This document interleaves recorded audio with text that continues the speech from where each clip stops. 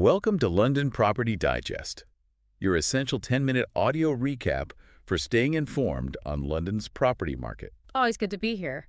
Today we're diving into proposed changes to England's planning system Right. and how they could reshape London's housing landscape, Okay. which of course directly impacts you. Yeah, absolutely. Buckle up because we're talking about the Greenbelt, Okay. a concept that's causing quite a stir. The Greenbelt. Yeah. It's important to understand that this isn't about expanding the Greenbelt, Right. that ring of protected land around London. Mm. Instead, imagine pockets within the city itself. Oh. Think underutilized spaces like former industrial sites or those vacant petrol stations you see around. Oh, so like brownfield sites, kinda? Yeah, you got it. That's the Greenbelt. So what's the big deal with these proposed changes? They seem to be generating a lot of buzz, especially around affordable housing.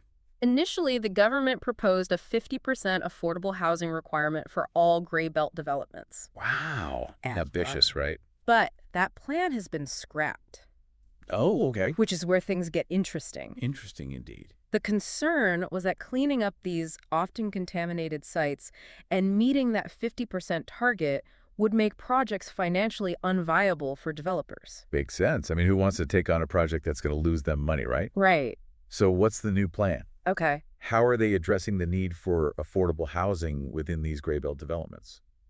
They've shifted to a sliding scale, which is more complex. Okay. New Greenbelt developments will need to include 15% more affordable housing than the standard requirements set by the local council for that specific area. So more affordable housing, Yeah. but it's not just a blanket.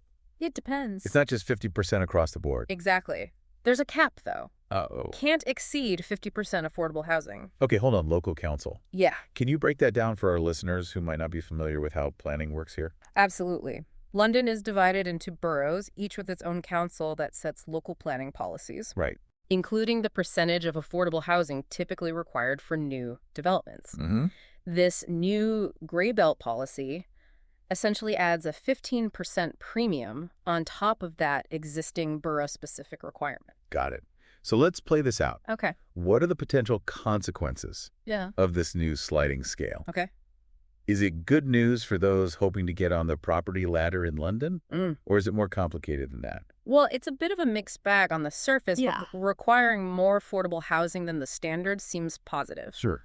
But remember that 50% cap. Yeah, that's right. In expensive areas like, say, Kensington and Chelsea, Right. developers are likely to hit that ceiling pretty quickly. Okay. This means the overall number of affordable homes created through Greenbelt development might be lower than initially hoped, I see. particularly in those pricier boroughs. So a potential win for some, but not necessarily a game changer for London's affordable housing crisis as a whole. Exactly. It's a nuanced situation with potential winners and losers, and it'll play out differently in various parts of the city.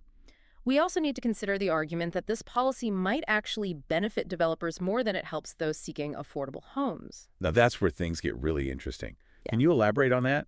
Why are some folks calling this a potential gift to developers? Oh, well, the concern is that this sliding scale, while appearing to promote affordable housing, might actually create a loophole. A loophole? How so? Imagine a developer eyeing a prime Greenbelt site in a borough where the standard affordable housing requirement is relatively low. Okay. They could meet that minimum plus the 15% bump and still end up with a project that's overwhelmingly geared towards luxury flats, All right. generating higher profits. So more profit for developers, less genuinely affordable options for Londoners? Potentially, yeah. It's Okay. not just about the total number of affordable units, but also where those units are located and who they cater to. And let's not forget about the existing backlog Exactly. in London's housing supply. There are over 1 million homes in England with planning permission that have yet to be built.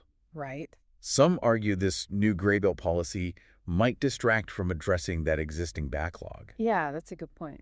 Will developers prioritize these potentially more profitable Greenbelt sites over projects that are already approved but perhaps less financially appealing? That's the question, isn't it? Yeah, it's almost like we're adding another layer of complexity to an already intricate puzzle. You could say that. And this brings us to another point of contention. Okay. The clarity or lack thereof of this new Greenbelt definition. While the government claims these changes will simplify the planning system by reducing negotiations between developers and councils, Okay. some legal experts worry the vagueness of what constitutes Greenbelt land Yeah. could actually lead to more disputes and legal challenges, ultimately slowing down the development process. So instead of streamlining things, we could end up in a bureaucratic quagmire. Right, it's a valid concern. That seems counterproductive, to say the least. And it ties back to the core issue of whether these reforms will truly deliver the affordable housing London desperately needs. It sounds like we're back to that million-dollar question. Yeah. Will these changes be a force for good in London's housing market? Or will they fall short of expectations? Time will tell, of course. Right. But what's crucial for you, the listener, is to stay informed and engaged. Right. Pay attention to planning applications in your borough. Attend council meetings. Make your voice heard. The Greenbelt is coming to London, and its impact will be felt in every corner of the city. It's true. So knowledge is power. Absolutely. The more we understand about these changes, the better equipped we'll be to navigate the evolving landscape of London's property market. And remember, this isn't just about bricks and mortar. It's about people's lives, their ability to afford a decent place to live in this incredible city. Yeah, it really is about people and their lives. Absolutely. So to wrap up our Greenbelt deep dive, Okay. the key takeaway here is this. While the government is framing these changes as a way to streamline the planning system and boost development, the reality is much more nuanced. Yeah, there are a lot of questions still to be answered. Will it truly lead to more affordable housing? Or will it primarily benefit developers? Good question. Will it simplify the process or create more red tape? Yeah, who knows? These are questions we need to keep asking as these gray belt policies are put into practice across London. Keep your eyes peeled. Exactly. And remember, this isn't a one-size-fits-all solution. No, definitely not. Each borough will be impacted differently. So keep an eye on what's happening in your local area. Check those planning applications. Attend those council meetings. Make your voice heard. Exactly. Because ultimately, the future of London's housing, its affordability, its diversity, is something we all need to be a part of shaping. Couldn't have said it better myself. Subscribe to London Property Digest for the latest updates on the London property market.